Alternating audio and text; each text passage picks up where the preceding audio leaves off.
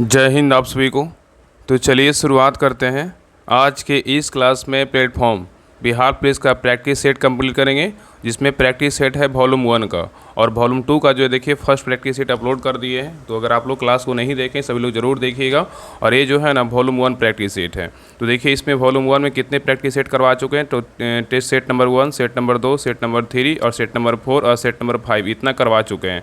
आज जो देखेंगे इस क्लास में प्रैक्टिस सेट नंबर जो है ना 6 कंप्लीट करेंगे। तो ध्यानपूर्वक पूरी क्लास को देखिए और अंत तक क्लास को जरूर देखिएगा, तभी जो है ना क्लास का आपका 100% फ़ायदा मिलेगा। और इसका पीडीएफ के लिए जो है ना सभी लोग टेलीग्राम चैनल ज्वाइन कर लीजिएगा। डिस्क्रिप्शन में लिंक दिया हो तो लिंक पर क्लिक करके सभी लोग ज्वाइन कर लीजिएगा। और ये जो है ना प्लेटफॉर्म का जो वॉल्यूम 1 है वॉल्यूम 2 है, दोनों बुक को लेकर के चलेंगे। आपका कोशिश पूरा रहेगा कि आपको जो है ना पर डे आपका 2 क्लास आए, एक वॉल्यूम 1 से आए, एक वॉल्यूम 2 से आए, ठीक है। एक सुबह मॉर्निंग में क्लास आए, एक शाम में क्लास आए। तो आप लोग जैसा भी होगा आप लोग ज़रूर बताइएगा और हर वो क्लास को बारीकी से देखिएगा, तभी जो है ना क्लास करवाने में भी हमें भी अच्छा लगता है कि नहीं कोई वेट कर रहे हैं क्लास को, तो क्लास करवाना हर हाल में ज़रूरी है। तो चलिए शुरुआत करते हैं प्रैक्टिस सेट नंबर 6। देखिए प्रैक्टिस सेट नंबर 6 का देखिए यहाँ पे पहला जो क्वेश्चन है निर्देश दिया हुआ है। यहाँ पे गद्यांश को जो है ना पढ़कर और नीचे देखिए प्रश्नों का जो है ना मतलब आंसर देना है। तो इसको जब एग्जाम में आएगा तो इसको अच्छे से पढ़ लीजिएगा ध्यानपूर्वक, उसके बाद जो है इसका आंसर दीजिएगा। देखिए एक पहला क्वेश्चन कर रहा है, ऊपर गद्यांश को पढ़ करके देखिए नीचे जो है ना 1 से 3 नंबर क्वेश्चन तक आंसर देना है। तो देखिए पहला कर रहा है, मनुष्य किस पर जो है ना मनुष्य किस कार्य में लगा रहता है, बताइए। मनुष्य जो है किस कार्य में लगा रहता है, बताइए क्या होगा। तो एक का सही उत्तर होगा ऑप्शन नंबर बी, इच्छा पूर्ति। क्या होगा, तो इच्छा पूर्ति। तो मनुष्य किस कार्य में लगा रहता है, इच्छा पूर्ति में, ठीक है। तो याद रखिएगा ना कि इसमें गद्यांश को पढ़िएगा अच्छे से ना, तभी आप अच्छे से आंसर दे पाइएगा। तो बिल्कुल इजी क्वेश्चन रहता है, बस बशर्ते आप ध्यानपूर्वक पढ़िएगा, आपका ऑटोमेटिक है ना कि आराम से एकदम माइंड में जो है आंसर निकल जाएगा। आगे देखिए क्वेश्चन नंबर 2 का रहा, इच्छाएँ कभी पूरी नहीं होती क्योंकि क्या है, बताइए।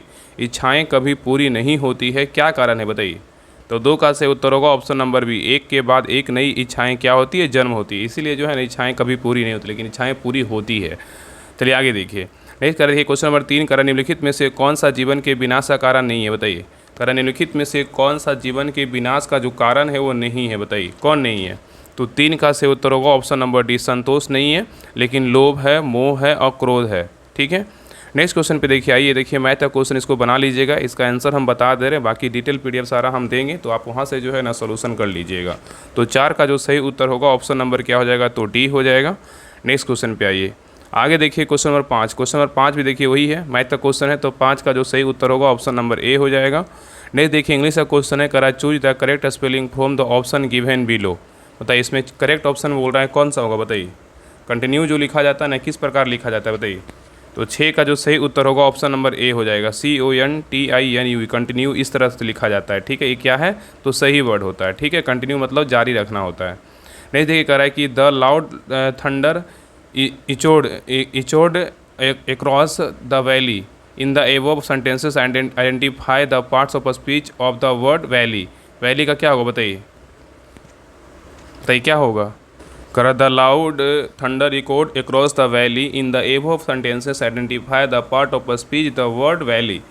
तो 7 का जो सही उत्तर होगा ऑप्शन नंबर क्या हो जाएगा, तो ए होगा। क्या होगा, तो नाउन होगा, ठीक है। तो वैली जो है ना एक भौगोलिक स्थान का नाम है, इसलिए एक क्या है, यह एक प्रकार का जो है ना नाउन है। नहीं देखिए कह रहा है कि choose the correct suffix to make the meaning clear, don't be क्या है, तो क्या है, वर्क हॉल। बताइए क्या होगा। तो 8 का जो सही उत्तर होगा ऑप्शन नंबर क्या हो जाएगा, तो बी हो जाएगा। क्या होगा, IC।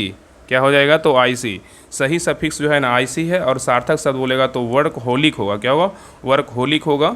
या देखिए कंप्लीट सेंटेंसेस बोलेगा तो डोंट बी वर्क होलिक, मतलब काम के दीवानों जो है ना दीवाने मत बनो, ठीक है। नेक्स्ट क्वेश्चन देखिएगा, कह रहा है कि choose the voice of the given sentences someone stole my wallet. बताइए क्या होगा, change the voice of the given sentences someone stole my wallet. बताइए। तो 9 का जो सही उत्तर होगा ऑप्शन नंबर क्या हो जाएगा, तो बी हो जाएगा। My wallet was stolen by क्या हो जाएगा, तो समवन हो जाएगा, ठीक है। नेक्स्ट क्वेश्चन पे आइए, कह रहा है कि choose the word that means the same as the given word follow. बताइए। कह रहा है choose the word that means the same as the given word follow. बताइए। तो 10 का सही उत्तर होगा ऑप्शन नंबर क्या हो जाएगा, तो ए होगा, ओबेड होगा। क्या होगा, ओबेड होगा, ठीक है। फॉलो क्या, फॉलोड क्या है, एक वर्ब है जिसका मतलब पीछा करना होता है, अनुसरण करना होता है। और इसका विकल्प में बोल रहा है, इसका सेम मीनिंग क्या होगा, ओबेड होगा, मतलब आज्ञा जो है ना मानना होता है। चलिए आगे देखिए।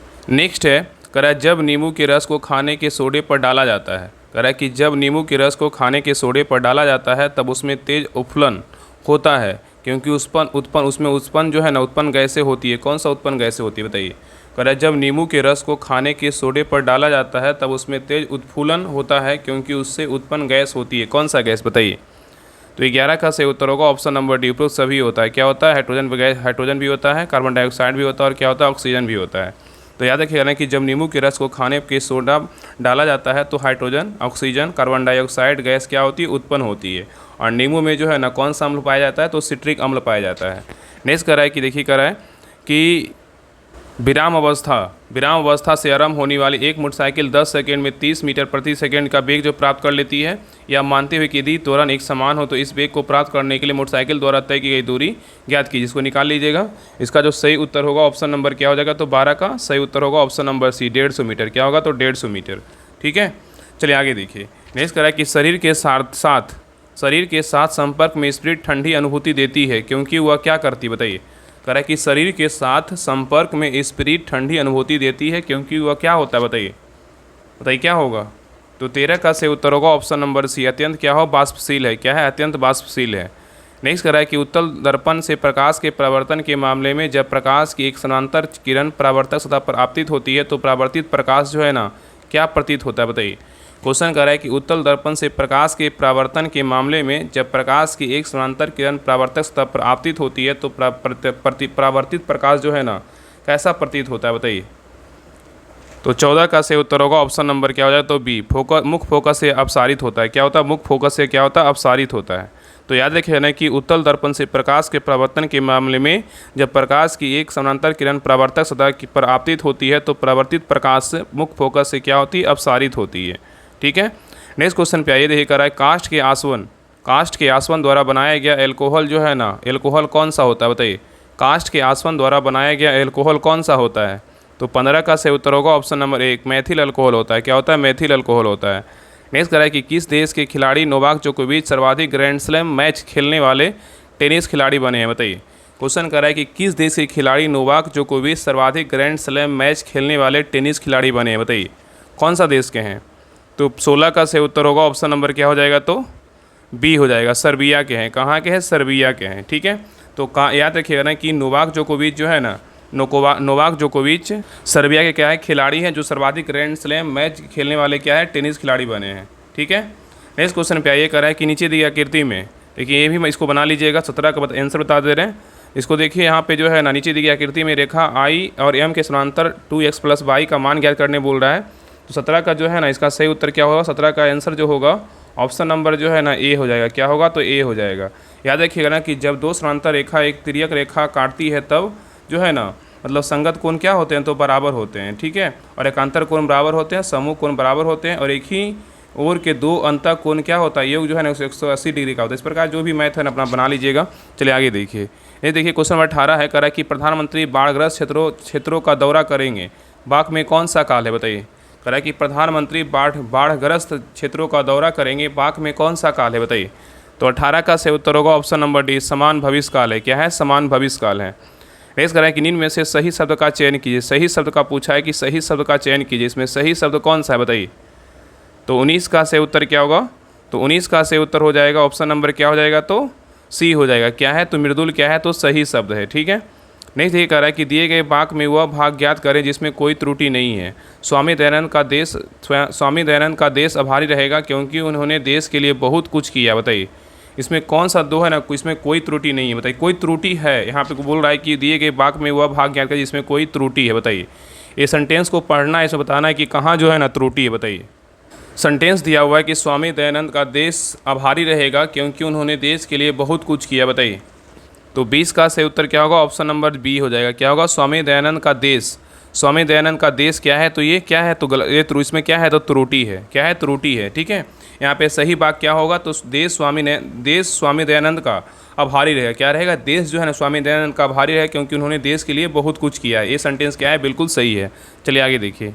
नेक्स्ट है, निम्नलिखित अभिक्रिया के उत्पाद क्या होंगे। बताइए निम्नलिखित अभिक्रिया के उत्पाद क्या होंगे। 2NaOH AQ मतलब ब्रैकेट में है प्लस ZN मतलब S, इसका मतलब अभिक्रिया होगा तो क्या होगा। बताइए तो 21 का जो सही उत्तर होगा ऑप्शन नंबर क्या हो जाएगा, तो बी हो जाएगा। क्या होगा, तो बी हो जाएगा। ठीक है, यहाँ पे याद रखिए कि यदि यह अभिक्रिया एक उदाहरण, मतलब ये जो अभिक्रिया है एक उदाहरण है, और कि कैसे एक धातु क्षार के साथ अभिक्रिया करके जो है हाइड्रोजन गैस क्या करती है, मुक्त करती है। ठीक है, और इस अभिक्रिया में पानी जो है ना नहीं बनता है, और इस अभिक्रिया में नाइट्रोजन के ऑक्साइड नहीं बनते हैं, और इस अभिक्रिया में जिंक ऑक्साइड नहीं बनता और ना ही पानी बनता है। ठीक है, और जिंक के क्या है, उभयधर्मी धातु है, जिसका अर्थ है कि यह अम्ल और क्षार दोनों के साथ क्या करता है, अभिक्रिया कर सकता है। तो यहाँ पे एक तरह से समीकरण वाला क्वेश्चन आएगा, उसको देख लीजिएगा, जब एग्जाम में आएगा तो उसको संतुलन करके जो है ना उसको बना लीजिएगा। चलिए आगे देखिए, क्वेश्चन नंबर 22 कह रहा है कि गोल कृमि किस संघ से संबंधित है, बताइए। गोल कृमि जो है किस संघ से संबंधित है, बताइए। तो 22 का सही उत्तर होगा ऑप्शन नंबर डी, एल के एस्केलेमेंथीस से संबंधित है। तो याद रखिए गोल कृमि जिन्हें नेमेटोड भी कहा जाता है, एस्केलेमेंथीज संघ से क्या है, संबंधित है। ठीक है, याद रखिएगा। नेक्स्ट कह रहा है कि किसी धात्विक तार की प्रतिरोधकता P है, किसी धात्विक तार की प्रतिरोधकता P है, तो धात्विक तार की जो लंबाई है ना, कि लंबाई को 2 गुना कर देने पर नई प्रतिरोधकता क्या होगा, बताइए। क्वेश्चन यहाँ पे कह रहा है कि किसी धात्विक तार की प्रतिरोधकता P है, तो धात्विक तार की लंबाई को 2 गुना कर देने पर नई प्रतिरोधकता क्या होगा, बताइए। तो 23 का सही उत्तर होगा ऑप्शन नंबर डी, क्या होगा, छोटी p हो जाएगा। ठीक है, तो किसी धात्विक तार की प्रतिरोधकता p है, तो धात्विक तार की लंबाई को दोगुना कर देने पे नई प्रतिरोधकता क्या होगी, तो p ही होगी। ठीक है, नेक्स्ट क्वेश्चन पे आइए, कर रहा है देखिए, निम्नलिखित में से कौन सा कारक किसी चालक स्थिर ताप के प्रतिरोध को प्रभावित नहीं करता। यहाँ पे नहीं बोला है, कह रहा है कि निम्नलिखित में से कौन सा कारक है जो है ना किसी चालक स्थिर ताप के प्रतिरोध को प्रभावित नहीं करता है, बताइए कौन नहीं करता है, हमें बताना है, बताइए। तो 24 का जो सही उत्तर होगा ऑप्शन नंबर सी, केवल 2 क्या है, मतलब चालक में प्रवाहित होने वाली धारा जो है ना प्रवाहित नहीं करता, लेकिन चालक अनुप्रस्थ परिच्छेद का क्षेत्रफल करता है, चालक की लंबाई करता है। नेक्स्ट क्वेश्चन पे आइए, कर रहा है कि सांस को गाढ़ा करने तथा ब्रेड और पेस्ट्री के उत्पादन में प्रयुक्त होने वाली, यहाँ पे सॉस है, सॉस को गाढ़ा करने तथा ब्रेड और पेस्ट्री के उत्पादन में प्रयुक्त होने वाली मुख्य विधि का नाम बताइए। यहाँ पे कह रहा है कि सॉस को गाढ़ा करने तथा ब्रेड और पेस्ट्री के उत्पादन में प्रयुक्त होने वाली मुख्य विधि का नाम बताइए, बताइए कौन सा विधि है। तो 25 का सही उत्तर होगा ऑप्शन नंबर बी, जिलेटिनीकरण है। क्या है, जिलेटिनीकरण है। ठीक है, याद रखिएगा। तो सॉस को गाढ़ा करने तथा ब्रेड और पेस्ट्री के उत्पादन में प्रयुक्त होने वाली मुख्य विधि का नाम क्या है, जिलेटिनीकरण है। ठीक है, नेक्स्ट क्वेश्चन पे आइए, निम्नलिखित में से कौन सा केपलर के गरहीय गति के नियमों में से एक नहीं है। यहाँ पे एक बोल रहा है कि नहीं है, बताइए कौन नहीं है। कह रहा है कि निम्नलिखित में से, कह रहा है कि कौन सा केपलर के गरहीय गति नियमों में से एक नहीं है, बताइए कौन नहीं है, बताइए। तो 26 का जो सही उत्तर होगा ऑप्शन नंबर क्या हो जाएगा, तो सी, केवल बी क्या है, तो नहीं है। देखिए यहाँ पे कह रहे हैं कि सूर्य के चारों ओर प्रत्येक ग्रह की कक्षा दीर्घवृत्ताकार होती है, जिसमें सूर्य 2 फोकस बिंदुओं में से एक पर होता है। ये क्या है, तो है ये ग्रहीय गति के नियम है। और नेक्स्ट कह रहा है कि सूर्य के चारों ओर सभी ग्रहों की कक्षाएं सह समतलीय होती है। ये क्या है, तो नहीं है। और नेक्स्ट कह रहा है कि किसी ग्रह और सूर्य को मिलाने वाला रेखाखंड समान समयांतराल के दौरान समान क्षेत्रफलों को प्रसारित करता है, ये है। और किसी ग्रह की कक्षीय अवधि को वर्ग की कक्षा की अर्धदीर्घीय अक्ष के घन के अनुक्रमानुपाती होती है, बिल्कुल भी है। ठीक है, इसमें बी क्या है, नहीं है। बाकी पता नहीं नीचे ऑप्शन क्यों दिए हैं। चलिए आगे देखिए, यहाँ पे बी इसका सही उत्तर क्या होगा, तो 26 का जो है ना, सॉरी यहाँ पे जो है ना, यहाँ पे हाँ सही है। इसे क्वेश्चन देखिए, ये क्वेश्चन अब फिर से देखिए, क्वेश्चन में ना कोई डाउट लग रहा है हमें। देखिए ये क्वेश्चन क्लियर नहीं हो पा रहा है। देखिए क्वेश्चन बहुत अच्छा है लेकिन क्लियर नहीं हो पा रहा है। देखिए कह रहा है ना कि निम्नलिखित में से कौन सा केपलर ग्रह गति नियमों में से एक नहीं। यहाँ पे एक नहीं पूछा है कि कौन सा, पता नहीं ये ऑप्शन क्यों दिया है, हमको समझ में नहीं आ रहा है। बाकी आप लोग बताइएगा। देखिए कह रहा है कि केपलर ग्रह गति नियम में से कौन सा एक नहीं है। तो देखिए यहाँ पे कह रहा है कि सूर्य के चारों ओर जो है ना प्रत्येक कक्षा दीर्घवृत्ताकार होती है, जिसमें सूर्य 2 फोकस बिंदुओं पर होता है, ये क्या है, बिल्कुल है। और सूर्य के चारों ओर सभी ग्रहों की कक्षाएं सह समतलीय होती है, ये भी क्या है, होगा। और किसी ग्रह और सूर्य को मिलाने वाली रेखाखंड समान समयांतराल के दौरान क्षेत्रफलों को प्रसारित करता है, ये नहीं होगा। और किसी ग्रह की कक्षीय अवधि का वर्ग उसकी कक्षा की अर्धदीर्घीय कक्ष के क्या घन के अनुक्रमानुपाती होती है, ये होगा। इसका जो सही उत्तर होगा ऑप्शन नंबर सी हो जाएगा। याद रखिएगा ना कि सूर्य के चारों ओर सभी ग्रहों की कक्षाएं सह समतलीय होती है और केपलर के नियम ग्रहों की कक्षा गति और समय से संबंधित होते हैं, लेकिन वह यह नहीं कहते हैं कि सभी ग्रह एक ही तल पर परिक्रमा करते हैं। वास्तव में सौरमंडल के ग्रहों की कक्षाएं हल्की झुकी होती है और वे पूरी तरह से एक समतल नहीं होती है। ठीक है, मतलब यहाँ पे इसका जो सही उत्तर होगा ना, मतलब सही पता ना समझ में नहीं, यहाँ पे कुछ डाउट लग रहा है। इसका जो सही उत्तर ना हमको लग रहा है कि बी भी होगा, सी बी भी, मतलब बी नहीं होगा। ठीक है, बी नहीं होगा लेकिन सी होगा। ठीक है, इसको देख लीजिए, आप लोग आंसर कमेंट कर दिया, लेकिन यहाँ पे दोनों में डाउट लग रहा है, ठीक है। थोड़ा सा इसमें यहाँ पे कन्फ्यूजन हो रहा है, बुक में कुछ और दिया लेकिन हमें यहाँ पे डाउट हो रहा है, ठीक है। यहाँ पे कक्षाएं समतलीय होती है, सब में नहीं होता है, इसलिए इसका सही उत्तर जो है ना बी ही होगा। बाकी नीचे जो ऑप्शन दिया है पता नहीं किस प्रकार दिया है, इसको देख लीजिएगा। बाकी फिर आप जो भी डाउट रहेगा आप कमेंट कर दिएगा, लेकिन ये मत सोचिएगा कि हम गलत बताएं, ठीक है ना। बाकी ए और डी तो बिल्कुल है, ठीक है। यहाँ पे सी भी होगा लेकिन बी यहाँ पे नहीं होगा। चलिए आगे देखिए। नेक्स्ट करा है कि निरपेक्ष प्रतिरोध को मापने के लिए निम्नलिखित में से किस विधि का जो है ना प्रयोग किया जा सकता है, बताइए। क्वेश्चन कर रहा है कि निरपेक्ष प्रतिरोध को मापने के लिए निम्नलिखित में से किस विधि का प्रयोग किया जा सकता है, बताइए। किस विधि का प्रयोग कर सकते हैं, बताइए क्या होगा। तो 27 का सही उत्तर होगा option number B, Wheatstone bridge विधि का जो है ना प्रयोग किया जाता है, ठीक है।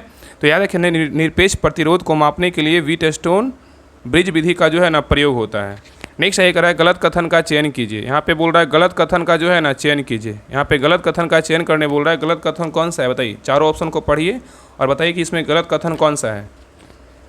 तो देखिए पहला कर रहा है सुजाक एक क्या है, जीवाणु जनित रोग है, ये बिल्कुल क्या है तो सही है।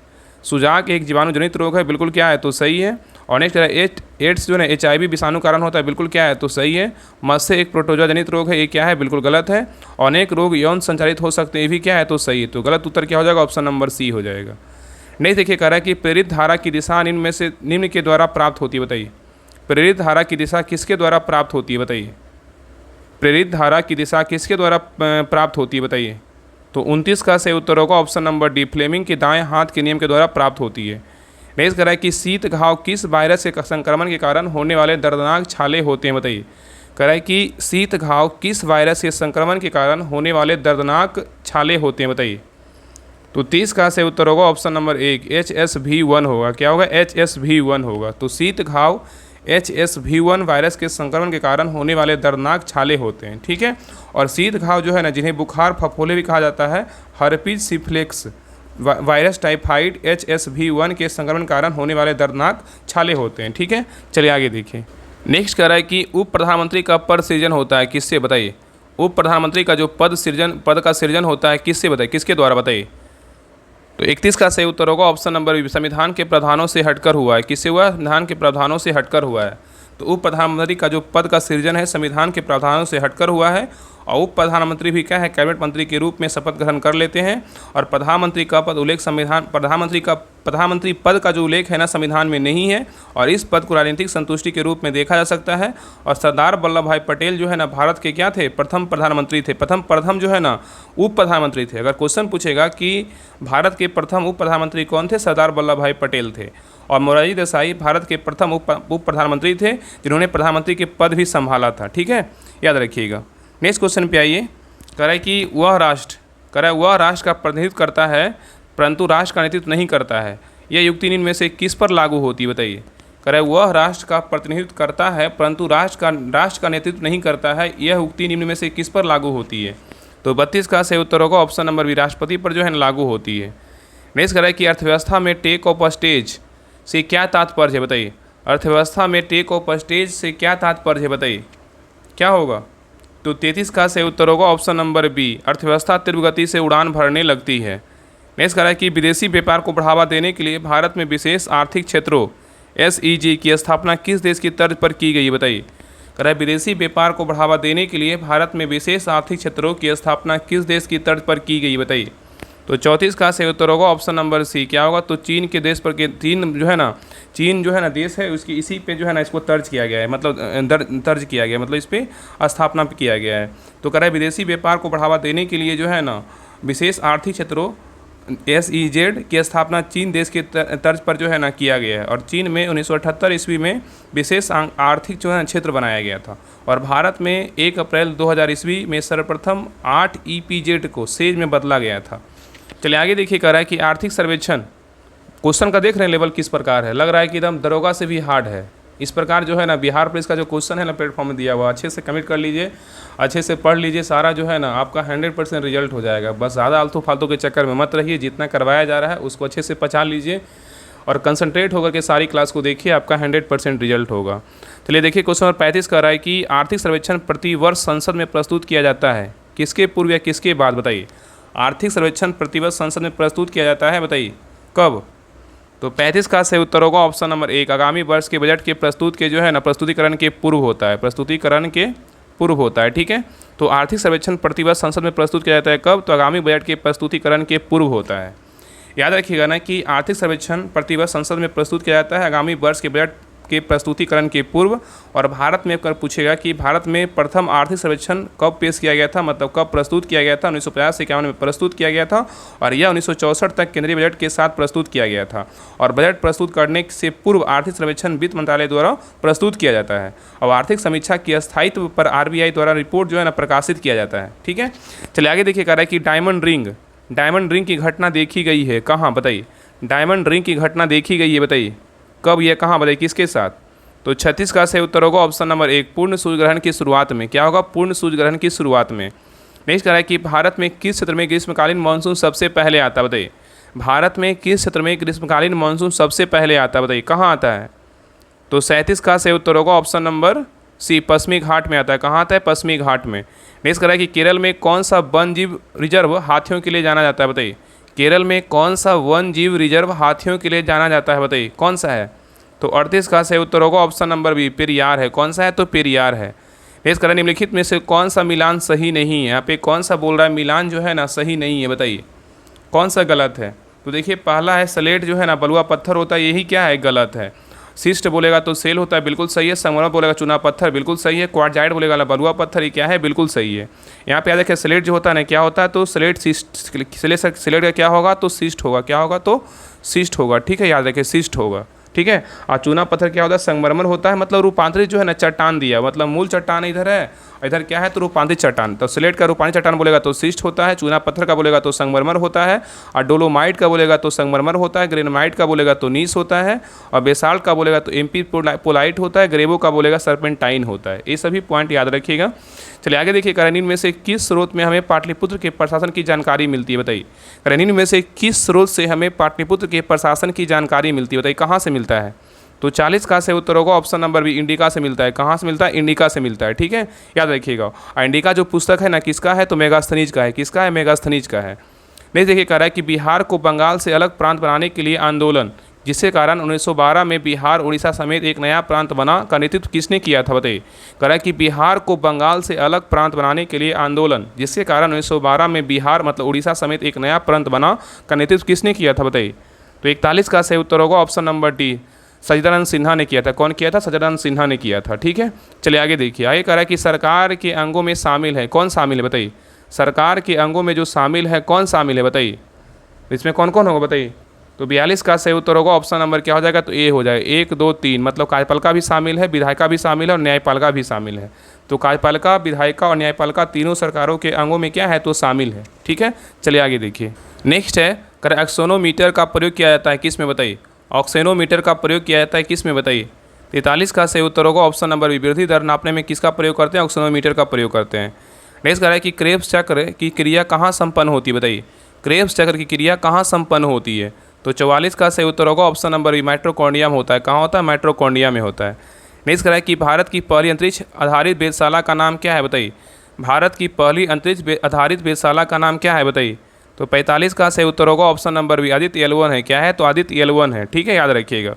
नेक्स्ट याद रखिएगा, इसमें याद रखिएगा ना कि भारत की अगर पहली अंतरिक्ष आधारित वेधशाला बोलेगा तो क्या? आदित्य L1 है। और भारतीय अंतरिक्ष अनुसंधान संगठन मतलब इसरो सूर्य का अध्ययन करने के लिए जो है ना 2 सितंबर, अगर पूछेगा आदित्य L1 को कब लॉन्च किया गया, तो 2 सितंबर 2023 को आदित्य L1 जो है लॉन्च किया गया।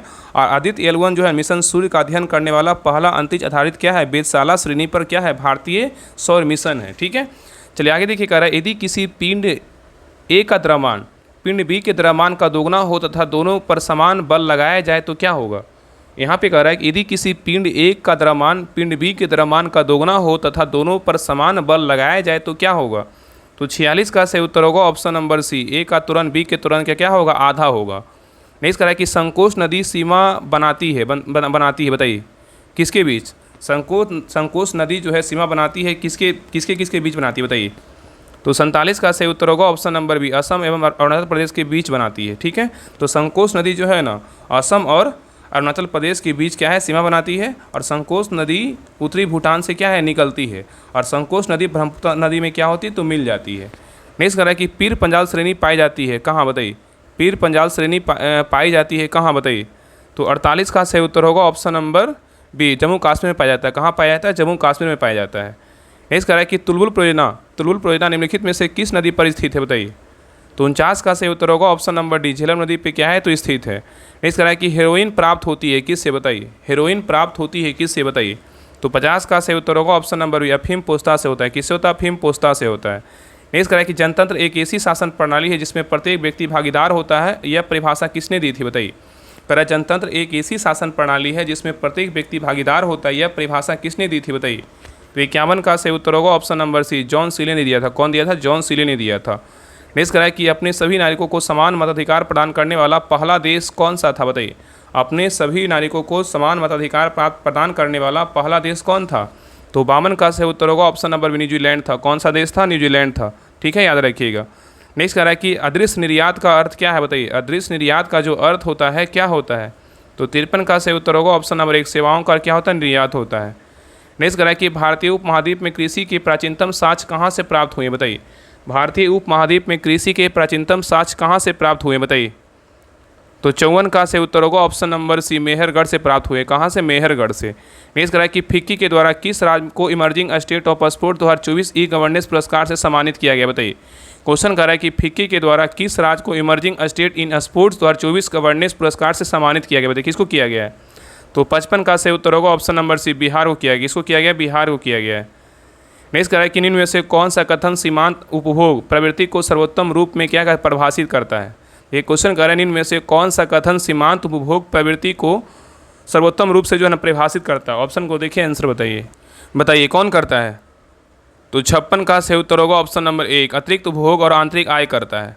तो याद रखिए ना कि अतिरिक्त उपभोग और आंतरिक आय के अनुपात को सीमांत उपभोग प्रवृत्ति कहते हैं। नेक्स्ट कह रहा है कि यदि एक दी हुई समयावधि में कीमतें या मौद्रिक आय दोनों आधी हो जाए तो वास्तविक आय क्या होगी बताइए। कह रहा है यदि एक दी हुई समयावधि की में कीमत तथा मौद्रिक आय दोनों आधी हो जाए तो वास्तविक आय क्या होगी। तो 57 का सही उत्तर होगा ऑप्शन नंबर डी, अपरिवर्तित होगी। क्या होगी? अपरिवर्तित रहेगी। नेक्स्ट कह रहा है कि मात्र एक मुट्ठी बाजरे के चक्कर में मैंने अपना साम्राज्य खो देता, इस कथन को आप किस मध्यकालीन शासक से संबंध करेंगे। यहाँ पे क्वेश्चन कर रहा है कि मात्र एक मुट्ठी बाजरे के चक्कर में मैंने अपना साम्राज्य खो देता, यह इस कथन को आप किस मध्यकालीन शासक से संबंध करेंगे बताइए। तो 58 का सही उत्तर होगा ऑप्शन नंबर सी, क्या होगा? तो शेरशाह। क्या होगा? तो शेरशाह। नेक्स्ट कह रहा है कि बाडा बंदी आंदोलन कहाँ हुआ था बताइए। बाडा बंदी आंदोलन कहाँ हुआ था बताइए, क्या होगा? तो 59 का सही उत्तर होगा ऑप्शन नंबर सी, इंग्लैंड में हुआ था। कहाँ हुआ था? इंग्लैंड में हुआ था। नेक्स्ट कह रहा है निम्नलिखित में से किस एक्ट के द्वारा भारत का शासन ईस्ट इंडिया कंपनी से राज मुकुट के अधिकार में चला गया बताइए। क्वेश्चन कह रहे हैं निम्नलिखित में से किस एक्ट के द्वारा भारत का शासन ईस्ट इंडिया कंपनी से राज मुकुट के अधिकार में चला गया बताइए। कौन सा एक्ट था? तो 60 का सही उत्तर होगा option number A, government of India act 1858 था। नेक्स्ट कह रहा है कि भारतीय राष्ट्रीय कांग्रेस के सूरत अधिवेशन 1907 का अध्यक्ष कौन था बताइए। भारतीय राष्ट्रीय कांग्रेस के सूरत अधिवेशन का अध्यक्ष कौन था? तो 61 का सही उत्तर होगा ऑप्शन नंबर 1, आर.बी. घोष थे। कौन थे? आर.बी. घोष थे। नेक्स्ट कह रहा है कि लंदन में इंडिया होम रूल सोसाइटी को निम्नलिखित में से किसने चलाया था बताइए। लंदन में इंडियन होम रूल सोसाइटी को निम्नलिखित में से किसने चलाया था? तो 62 का सही उत्तर होगा option number C, Shyamji Krishna Varma ने चलाया था। नेक्स्ट कह रहा है कि मुख्य चुनाव आयुक्त को पदच्युत किया जा सकता है किसके द्वारा। मुख्य चुनाव आयुक्त को पदच्युत किया जा सकता है किसके द्वारा। तो 63 का सही उत्तर होगा ऑप्शन नंबर सी, उस प्रक्रिया द्वारा जो सर्वोच्च न्यायालय के न्यायाधीशों के पदच्युत के संबंध में जो है ना लागू होती है। नेक्स्ट कह रहा है कि भारतीय संविधान स्पष्ट रूप से प्रेस की स्वतंत्रता की व्यवस्था नहीं करता है, परंतु यह स्वतंत्रता अंतर्निहित है किसमें बताइए। कह रहा है कि भारतीय संविधान स्पष्ट रूप से प्रेस की स्वतंत्रता की व्यवस्था नहीं करता है, परंतु यह स्वतंत्रता अंतर्निहित है किसमें, मतलब कौन सा अनुच्छेद में बताइए, क्या होगा। तो 64 का सही उत्तर होगा ऑप्शन नंबर 1, अनुच्छेद कितना 19 के आई के मतलब अ में बोल सकते हैं, 19 के अ में है, ठीक है। नेक्स्ट कह रहा है कि कुछ मूल अधिकार सैनिक बल के सदस्यों को प्राप्त नहीं है, इस विषय पर निर्णय लेने का अधिकार किसे प्राप्त है बताइए। कह रहा है कुछ मूल अधिकार सैनिक बल के सदस्यों को प्राप्त नहीं है, इस विषय पर निर्णय लेने का अधिकार किसे प्राप्त है। तो 65 का सही उत्तर होगा ऑप्शन नंबर सी, संसद को है। किसको है? तो संसद को है। नेक्स्ट कह रहा है कि भारत में युद्ध घोषित करने अथवा शांति समझौते का निर्णय लेने हेतु विधि के अनुसार कौन सक्षम है बताइए। कह रहा है कि भारत में युद्ध घोषित करने अथवा शांति समझौते का निर्णय लेने हेतु विधि के अनुसार कौन सक्षम है बताइए। तो 66 का सही उत्तर होगा ऑप्शन नंबर सी, राष्ट्रपति। कौन है? राष्ट्रपति है, ठीक है।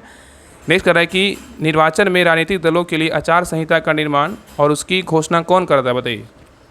कर निर्वाचन में राजनीतिक दलों के लिए आचार संहिता का निर्माण और उसकी घोषणा कौन करता है? तो 67 का सही उत्तर होगा ऑप्शन नंबर सी, निर्वाचन आयोग करता है। कौन करता है? निर्वाचन आयोग करता है। तो निर्वाचन में राजनीतिक दलों के आचार संहिता, मतलब निर्वाचन में राजनीतिक दलों के आचार संहिता का निर्माण और उसकी घोषणा कौन करता है? तो निर्वाचन आयोग करता है। चलिए आगे देखिए। नेक्स्ट है, कराए भारत में समवर्ती सूची का विचार गृहीत किया गया, बताइए किस देश के संविधान से लिया है? बताइए भारत ने समवर्ती सूची का जो अवधारणा है कहाँ से लिया है, किस देश के संविधान से लिया है बताइए। तो 68 का सही उत्तर होगा ऑप्शन नंबर सी, ऑस्ट्रेलिया के संविधान से लिया है। तो भारत में समवर्ती सूची का विचार ऑस्ट्रेलिया के संविधान में क्या है, मतलब इस ऑस्ट्रेलिया के संविधान से लिया गया है। और मौलिक अधिकार बोलेगा तो अमेरिका के संविधान से क्या है, तो लिया गया। मौलिक अधिकार अ से अधिकार, अ से अमेरिका से लिया गया है। ठीक है, चलिए आगे देखिए। नेक्स्ट कर रहा है, देखिए क्वेश्चन नंबर 69 का रहा है कि बराबर अंतरालों पर उसी ऊंचाई के स्थानों को जोड़ने वाली काल्पनिक रेखाएं होती है, कैसी होती है? बराबर अंतरालों पर उसी ऊंचाई के स्थानों को जोड़ने वाली काल्पनिक रेखाएं होती है, कैसी? तो 69 का सही उत्तर होगा ऑप्शन नंबर बी, कंटूर होती है। क्या होती है? कंटूर होती है। नेक्स्ट कर रहा है, किसी अर्थव्यवस्था में मुद्रा के मूल्य और कीमत के स्तर के बीच संबंध होता है, क्या होता है? किसी अर्थव्यवस्था में मुद्रा के मूल्य और कीमत स्तर के बीच जो संबंध होता है, क्या होता है बताइए, क्या होगा? तो 70 का सही उत्तर होगा ऑप्शन नंबर बी, प्रतिलोम, मतलब इन्वर्स होता है। प्रतिलोम इसी को क्या बोलेंगे? इन्वर्स बोलेंगे। ठीक है, तो किसी अर्थव्यवस्था में मुद्रा के मूल्य और कीमत स्तर के बीच संबंध को क्या बोलते हैं? प्रतिलोम होता है, इसी को इन्वर्स कहेंगे। नेक्स्ट करा है कि संसार की सबसे ऊंची सड़क कहाँ है बताइए? संसार की सबसे ऊंची सड़क कहाँ है बताइए? तो 71 का सही उत्तर होगा ऑप्शन नंबर बी, लद्दाख की उमलालिंग ला दर्रा में है। ठीक है, नेक्स्ट करा है कि कपड़े साफ करने में प्रयोग होने वाले डिटर्जेंट है, कौन सा बताइए? कपड़े साफ करने में प्रयोग होने वाले डिटर्जेंट कौन सा है बताइए? तो 72 का सही उत्तर होगा ऑप्शन नंबर 1, सल्फोनेट है। क्या है? तो सल्फोनेट है। नेक्स्ट करा है कि पक्षियों को बहुत ऊंचाई पर उड़ते समय सांस की परेशानी क्यों नहीं महसूस होती है बताइए? पक्षियों को बहुत ऊंचाई पर उड़ते समय सांस की परेशानी जो है ना, मतलब क्यों नहीं महसूस होती बताइए, सांस लेने में, बताइए क्या कारण है? तो 73 का सही उत्तर होगा ऑप्शन नंबर सी, उनमें अतिरिक्त जो है ना वायुकोष होते हैं। क्या होते हैं? उनमें अतिरिक्त क्या है? वायुकोष होते हैं। नेक्स्ट करा है कि निम्नलिखित में से किस पर राज्य सरकार की अनन्य अधिकारिता, मतलब एक्सक्लूसिव जुडिसिक्शन है बताइए, क्या है बताइए? कह निम्नलिखित में से किस राज्य सरकार की अनन्य अधिकारिता है बताइए, क्या है बताइए? तो 74 का सही उत्तर होगा ऑप्शन नंबर सी, बिक्री कर है। क्या है? तो बिक्री कर है। तो बिक्री कर जो है ना, बिक्री कर पर राज्य सरकार का क्या अनन्य अधिकारिता है, और बिक्री कर राज्य सरकार का क्या अप्रत्यक्ष कर होता है। और निगम कर बोलेगा तो केंद्र सरकार का क्या है? प्रत्यक्ष कर है। और सीमा शुल्क बोलेगा तो केंद्र सरकार का जो है ना अप्रत्यक्ष कर है। ठीक है, चलिए आगे देखिए। नेक्स्ट करा है कि स्लैग, स्लैग यह नाम किससे दिया जाता है बताइए? स्लैग जो है यह नाम किससे दिया जाता है बताइए? तो 75 का सही उत्तर होगा ऑप्शन नंबर डी, गलित के कैल्शियम सिलिकेट को दिया जाता है। किसको दिया जाता है? गलित कैल्शियम के सिलिकेट को दिया जाता है। तो स्लैग जो है गलित कैल्शियम सिलिकेट है। और कैल्शियम सिलिकेट का सूत्र अगर पूछेगा तो क्या होता है? CaSi हो, मतलब O3 के होल ट्वाइज, मतलब 2 होता है। ठीक है, याद रखिएगा। और कैल्शियम कार्बोनेट का प्रयोग चूना बनाने, टूथपेस्ट, दंत मंजन, सीमेंट उद्योग आदि में किया जाता है। नेक्स्ट कह रहा है कि अर्थ के आधार पर क्रिया विशेषण के कितने भेद हैं बताइए? अर्थ के आधार पर क्रिया विशेषण के कितने भेद हैं?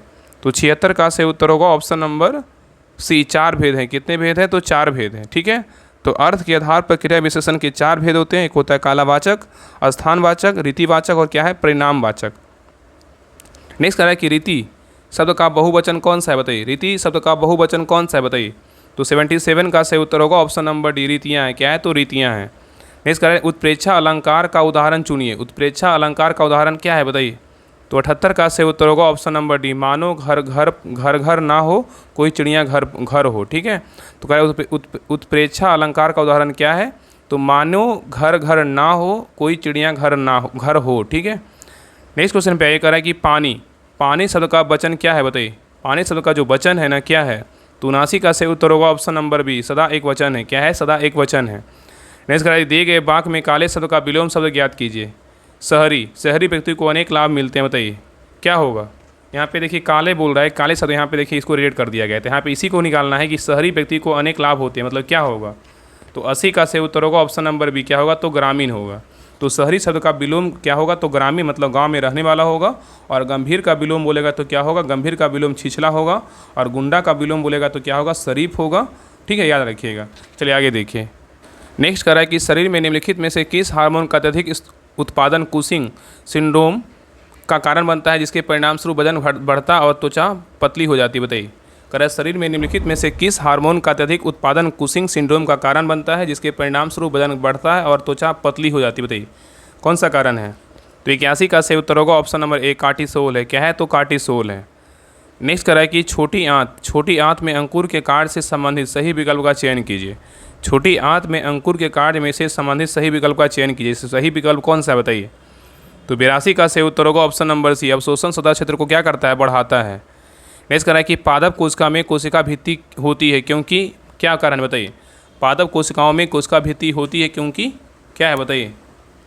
तो 83 का सही उत्तर होगा ऑप्शन नंबर डी, ये पादप की कोशिकाओं को विभिन्न प्रकार के बाहरी प्रभावों से क्या करते हैं? तो बचाते हैं। नेक्स्ट करा है कि फेफड़ों से हृदय के लिए रक्त को ले जाने वाली रुधिर वाहिका को कहा जाता है? क्या कहते हैं बताइए? फेफड़ों से हृदय के लिए रक्त को ले जाने वाली रुधिर वाहिका को क्या कहा जाता है बताइए? तो 84 का सही उत्तर होगा ऑप्शन नंबर बी, फुफ्फुस धमनी कहते हैं। क्या कहते हैं? फुफ्फुस धमनी कहते हैं। नेक्स्ट करा है कि अवतल दर्पण द्वारा बढ़ने वाला प्रतिबिंब वास्तविक उल्टा और बीम के साइज के समान होता है, परंतु वस्तु को किस स्थिति पर रखा गया बताइए? क्वेश्चन कह रहा है कि अवतल दर्पण द्वारा बढ़ने वाला प्रतिबिंब वास्तविक उल्टा और बीम के साइज के समान होता है, तो वस्तु को किस स्थिति पर रखा गया बताइए? तो 85 का सही उत्तर होगा ऑप्शन नंबर ए, वक्ता केंद्र पर जो है ना रखा गया है। नेक्स्ट कह रहा है कि निम्नलिखित में से कौन सा प्राणी अपना लिंग परिवर्तन कर सकता है जो यह दर्शाता है कि लिंग आनुवांशिक रूप से क्या निर्धारित नहीं होता है? बताइए। क्वेश्चन कह रहा है कि निम्नलिखित में से कौन सा प्राणी है जो अपना लिंग परिवर्तन कर सकता है जो यह दर्शाता है कि लिंग आनुवांशिक रूप से निर्धारित नहीं होता? बताइए कौन कर सकता है? तो 86 का सही उत्तर होगा ऑप्शन नंबर बी, घोंगे करेगा। कौन करेगा? तो घोंगे करेगा। ठीक है। नेक्स्ट कह रहा है कि भारत के स्थलाकृतिक मानचित्र कौन बनाता है? बताइए भारत के स्थलाकृतिक मानचित्र कौन बनाता है? तो 87 का सही उत्तर होगा ऑप्शन नंबर एक, जियोलॉजिकल सर्वे ऑफ इंडिया बनाता है।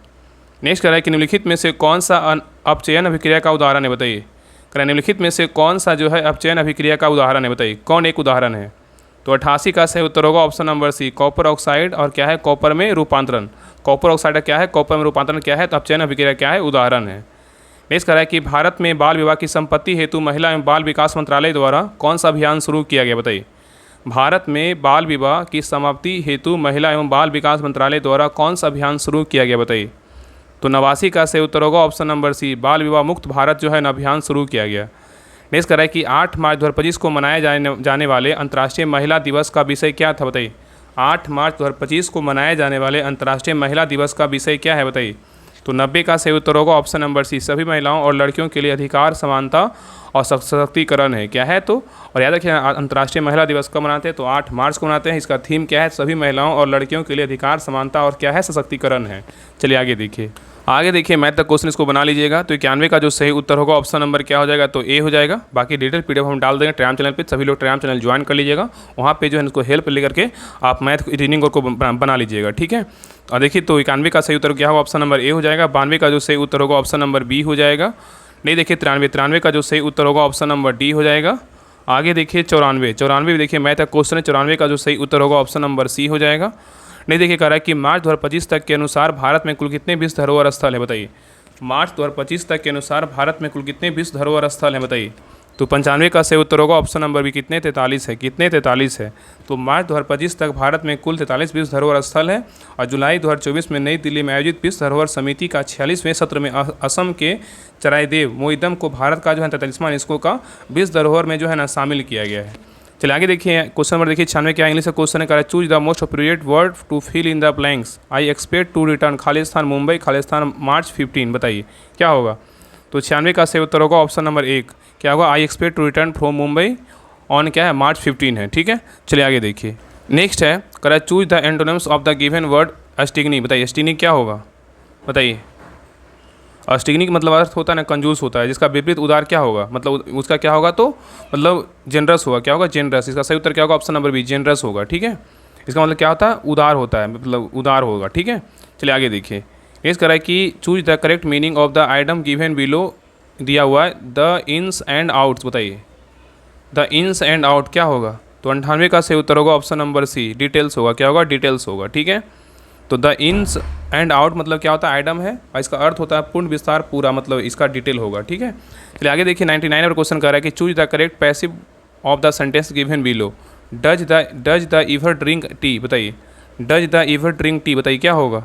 तो 99 का सही उत्तर होगा ऑप्शन नंबर एक, is tea ever drunk by him. Next आई देखिए लास्ट क्वेश्चन कर रहा है choose the indirect speech of the given sentences. Narration दिया हुआ he said to me have you seen my mobile, he said to me have you seen my mobile, बताइए क्या होगा। तो 100 का सही उत्तर होगा ऑप्शन नंबर ए हो जाएगा। She asked me if I had seen her mobile, he said to me have you seen my mobile क्या होगा, तो she asked me if I had seen her mobile होगा। तो सही उत्तर क्या हो जाएगा, ऑप्शन नंबर ए हो जाएगा। तो ये रहा प्रैक्टिस सेट नंबर 6 रहा। आप लोग क्लास कैसा लगा, और इसके पहले देखिए 5 प्रैक्टिस सेट करवा चुके हैं, तो पीछे क्लास जरूर देखिएगा। और वॉल्यूम 2 का भी जो है ना 1 प्रैक्टिस सेट करवा दिए हैं, तो वो भी क्लास को जरूर देखिएगा। और शाम में जो है ना प्रैक्टिस सेट नंबर वॉल्यूम 2 का प्रैक्टिस सेट नंबर 2 आएगा। तो सभी क्लास को बारीकी से देखिए। प्लेटफॉर्म का जो जितने प्रैक्टिस सेट 60 प्रैक्टिस सेट है ना, और जो सर ज्ञान बिंदु वाले सर जो रोशन सर के द्वारा जो करवाया जा रहा है बिहार प्रेस का, तो जो 15 प्रैक्टिस सेट स्टार्ट किए, तो जैसे इससे टेस्ट होगा वैसे वैसे इस चैनल पे क्लास आपको आएगा। तो सभी लोग जो है ना क्लास को शेयर कीजिएगा, लाइक कीजिएगा और अच्छा सा कमेंट जरूर कीजिएगा। और आप लोग कमेंट कर दिया कि आप लोग का जो है ना 100 में कितना मार्क्स आया। और अगर आपको चाहिए कि हाँ हमें देखिए इस प्रकार जो है ना सारा डिटेल का PDF है, ये सारा आपको टाइम चैनल पे मिल जाएगा। बाकी अगर जिनको भी लगता है कि हमें अभी भी जो टाइम बचा हुआ अच्छे से रिवीजन करना है, तो बिहार प्रेस का जो है ना ये देखिए बैच है, मतलब ग्रुप है, बिहार प्रेस होमवर्क सीरीज है। इसमें आपका जो है ना होमवर्क के साथ साथ आपका प्रैक्टिस सेट भी करवाया जाएगा। तो जो भी प्लेटफॉर्म का प्रैक्टिस सेट या तो आपका उत्कर्ष क्लासेस का भी प्रैक्टिस सेट, जो भी हम प्रैक्टिस सेट हम करवा रहे हैं यूट्यूब चैनल पे, बाकी और भी प्रैक्टिस सेट है उसको हम ग्रुप में करवा देंगे। तो इस ग्रुप को जुड़ करके जो है ना प्रैक्टिस सेट लगाइए और होमवर्क साथ में कंप्लीट कीजिए। लूसेंट ऑब्जेक्टिव भी स्टार्ट हो गया है। और बाकी जो इसमें जो है ना आपका हम ये साइंस के जो स्पेशल प्रीवियस ईयर पेपर है प्लेटफॉर्म का, इसको भी हम करवा देंगे। और देखिए एक और साइंस का एक द एग्जाम पोर्टल का आया था, उसको भी सोच रहे हैं ना कि अब आपको हम बिहार प्रेस होमवर्क सीरीज में करवा देंगे साइंस के लिए स्पेशल। और बाकी लूसेंट ऑब्जेक्टिव से साइंस करवा देंगे। बाकी ये दोनों जो बुक है ना लूसेंट सब्जेक्टिव और NCERT सार्स, ये दोनों बुक कंटिन्यू चल रहा है। तो आप इस ग्रुप को जुड़ करके जो है ना अंत समय में आप अच्छे से जो है ना अपने तैयारी को और बूस्ट कर सकते हैं। और मान लीजिए आपका 40 नंबर आ रहा है, तो जरूरी है कि आप अगर इसमें अच्छे से मेहनत कीजिएगा ना, आपका 100 में मतलब आपका ना कम से कम 70-80 नंबर आने लगेगा अगर आप अच्छे से मेहनत कीजिएगा तो। बाकी क्वेश्चन बैंक बिहार प्रेस का क्वेश्चन बैंक करवा ही रहे हैं, तो जितना हो सके जल्दी से ज्वाइन कीजिए, आपका जो है ना 100% सिलेक्शन होगा। ठीक है, बाकी क्लास कैसा लगा आप लोग कमेंट सेक्शन में जरूर बताइएगा। और इसका फ़ी ज़्यादा नहीं है, 99 रुपये फ़ी है। तो आप जो है ना इस ग्रुप को ज्वाइन करके अच्छे से तैयारी कीजिए। सारा PDF इसमें प्रोवाइड करवाया जाता है। तो जो भी PDF आप कमेंट कर देंगे इसका PDF कहाँ मिलेगा, तो अगर आपको PDF चाहिए डिटेल के साथ, तो आप इस ग्रुप को ज्वाइन कर लीजिए 99 रुपये पे करके। आप इसमें जो है ना सारा प्रैक्टिस सेट के साथ साथ सारा बुक का जो है ना होमवर्क करवाया जाएगा। और बाकी जितने लोग नए लोग क्लास को देख रहे हैं सभी लोग सब्सक्राइब कर लीजिएगा और लास्ट में कमेंट कर दिया कि आप लोग का 100 में कितना मार्क्स आया। ठीक है, तो सभी लोग क्लास को शेयर जरूर कीजिएगा, आप सभी से रिक्वेस्ट है। तो मिलते हैं नेक्स्ट क्लास में, तब तक के लिए जय हिंद जय भारत।